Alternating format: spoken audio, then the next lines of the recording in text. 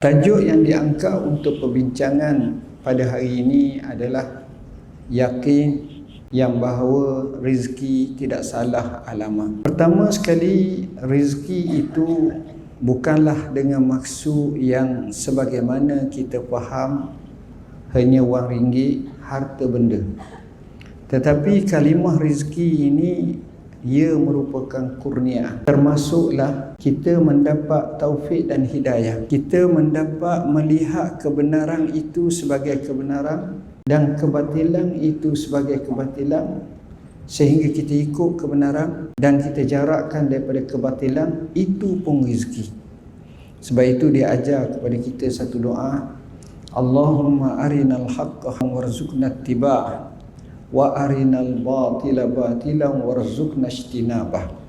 Mafhumnya, ya Allah, tunjuklah kepada kami kebenaran itu sebagai satu kebenaran dan rezekilah pada kami untuk ikutnya.